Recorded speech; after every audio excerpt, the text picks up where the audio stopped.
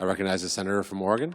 Mr. President, when I was in grade school, my dad, the mechanic, would point to the schoolhouse doors and say, son, if you go through those doors and you work hard, you can do almost anything because we're so fortunate to live here in the United States. He was a big fan of public schools, giving an opportunity for every child to thrive.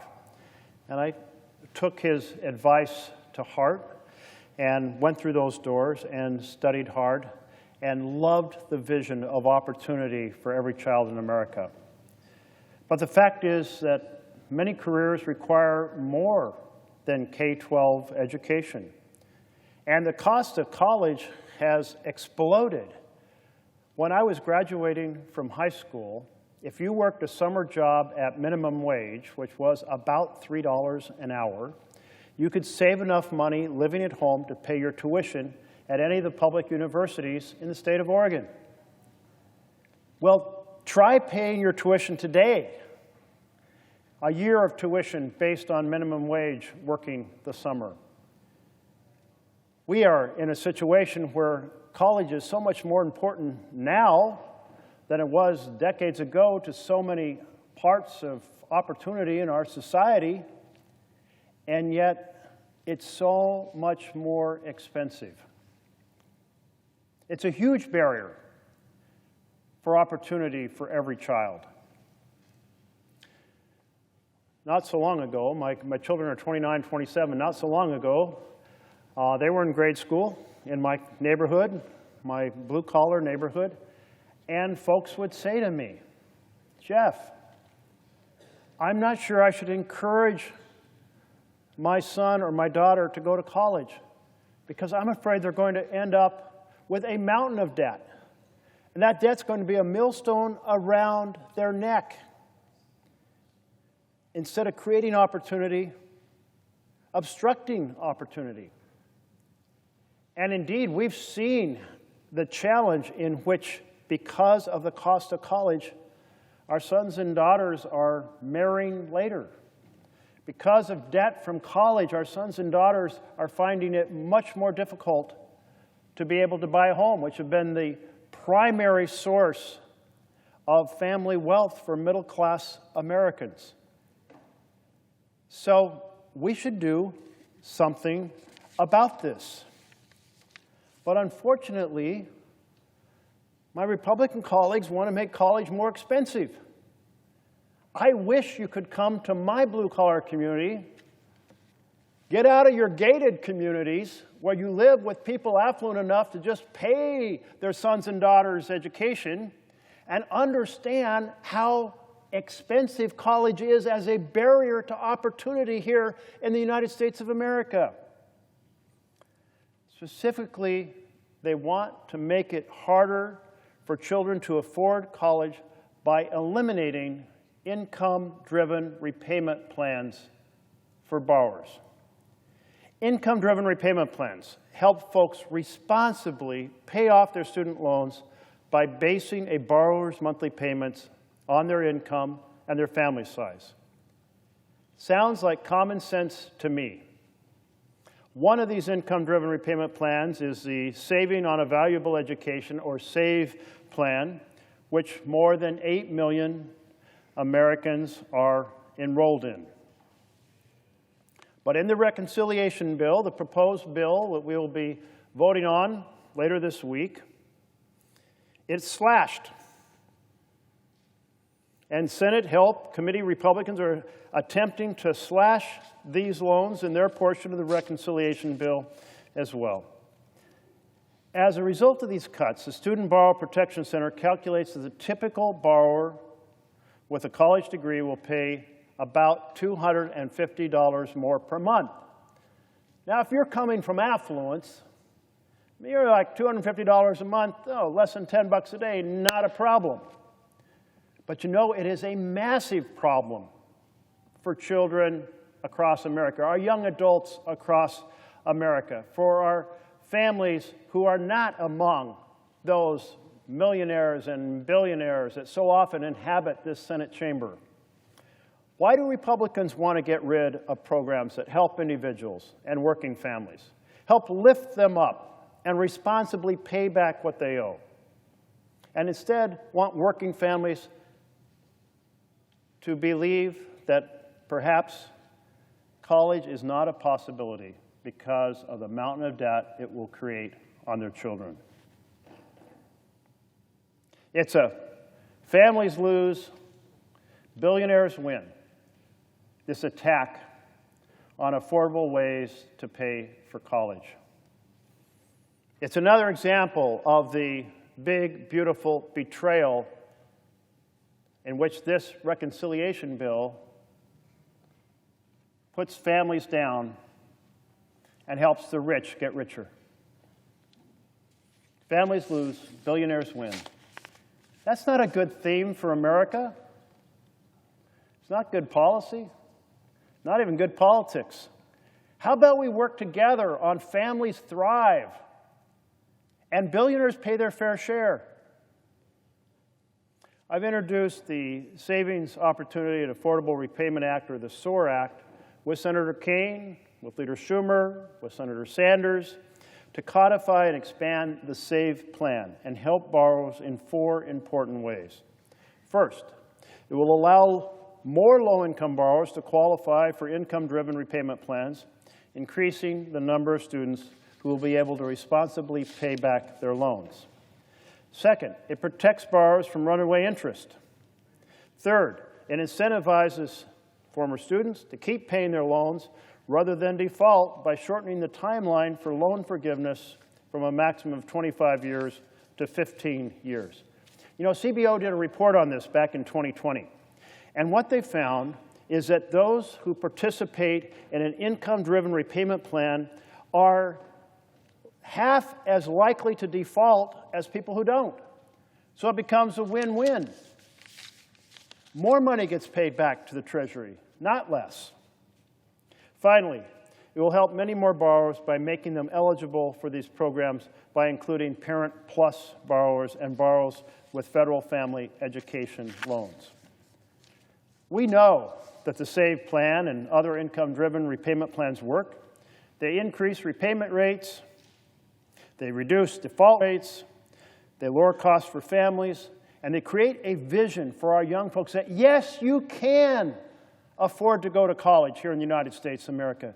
No, it won't create a mountain of debt that will be a millstone around your neck. Don't we want to send that message of opportunity to all of our young folks so they can aspire to their dreams, so they can reach their highest potential, so they can return their success in helping their entire community and our entire nation thrive?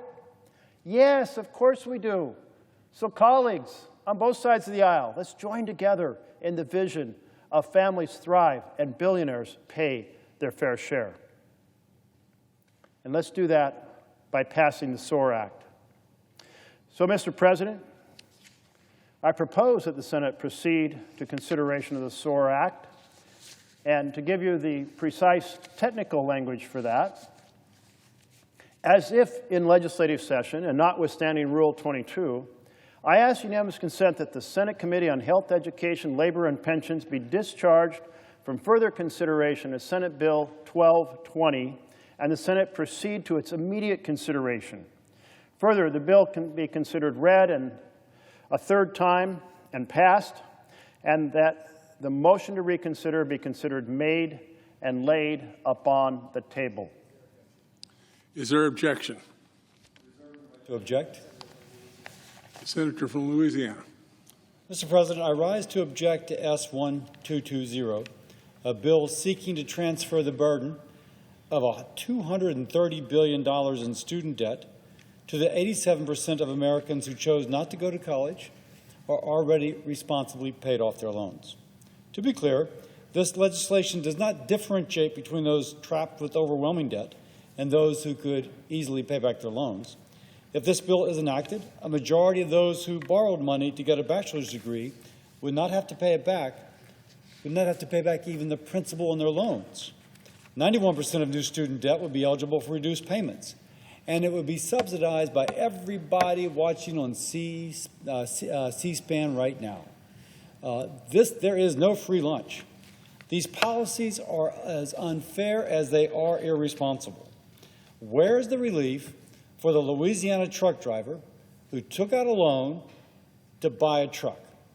What about the hardworking mom who paid off her student loans but now struggles to afford her mortgage? Would this legislation give those Americans relief? No. It gives them a greater burden. The truck driver, that mom, they're on the hook for those who decided to go to college to get a degree to make more money. They would be on the hook for that, as well as their own cost of living. Now, I'm sure my Democratic colleagues will argue that some of those students are trapped with overwhelming debt, and this legislation will help them get out of it.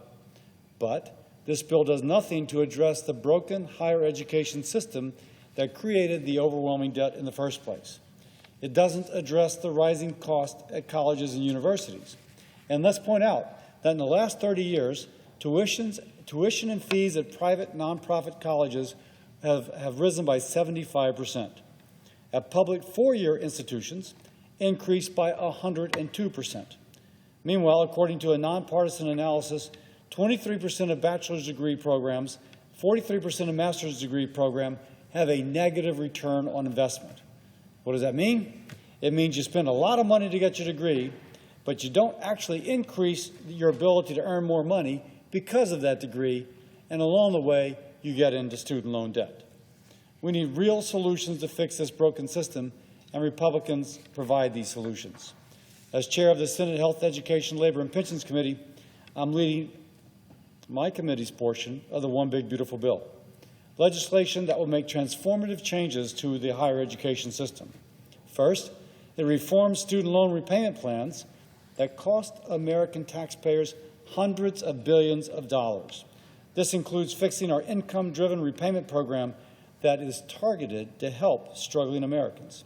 Second, it increases affordability of higher education by eliminating inflationary loan programs that evidence shows drives higher tuition prices and cost taxpayers billions of dollars.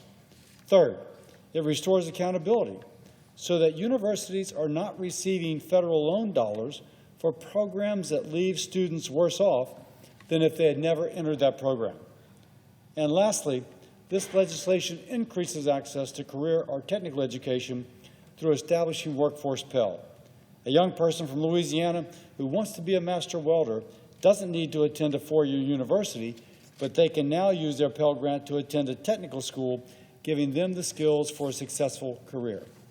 That is a wise investment of federal student loan dollars. Unlike S-1220, the legislation before us today, Senate Republicans are putting forth real solutions to address the root causes of student loan crisis. I look forward to working with my colleagues to get the One Big Beautiful Bill across the finish line so we can fix the broken higher education system and ensure that every American can succeed. Mr. President, Democrats' legislation is unfair to the hundreds of millions of tax-paying Americans who will be forced to bear the burden of paying off someone else's student debt. It would make our higher education problems worse, not better, and for those reasons, I object. The objection is heard. Mr. President, The senator from Oregon. I enjoy working with my colleague from Louisiana, and he's made several points worth noting. He's noted that this strategy of enabling people to pay back their loan according to their income doesn't solve the large issue of why our colleges cost so much. And he's noted that it doesn't do anything about predatory college programs that charge a lot and deliver little. Now, I was here when Tom Harkin led the effort to shut down the for-profit programs that often weren't even accredited, but were signing up veterans like crazy and ripping them off, leaving them with massive debt. And we couldn't get any help from across the aisle to take that on. So he's right, it won't solve everything. But the idea that you pay according to your income, and as your income goes up, you pay back more. And the default rate is cut in half. So the federal government actually takes in more money than it would otherwise. And students believe that they do have an opportunity despite the high cost of college, because that's just not going to be fixed overnight. You know, Germany, tuition is 0. Germany has said every child should have the opportunity to thrive. But here in America, we make it so the rich have that opportunity, and ordinary families in my blue-collar community are going, we don't think our children can afford to go to college. That hurts all of us. It hurts every child whose dreams are crushed because of these high costs of college. I'm happy to work with my colleague from Louisiana on ideas on how we lower the cost of college. But we've got a lot of folks going to college right now. Let's help these students know that they can go through those doors as a freshman, and if they thrive, they're going to pay back their loans fast. And if they don't thrive so much in a higher income job or it's a public service job, they'll pay it back more slowly, but they'll never have to default. I think it's a vision worth continuing to work on, because our higher education system is not working as well as the system in many other countries that are saying every child will have an opportunity. I believe, like my father did, like my mother did, of America as a land of opportunity for every child, not just the children of the rich. Thank you, Mr. President.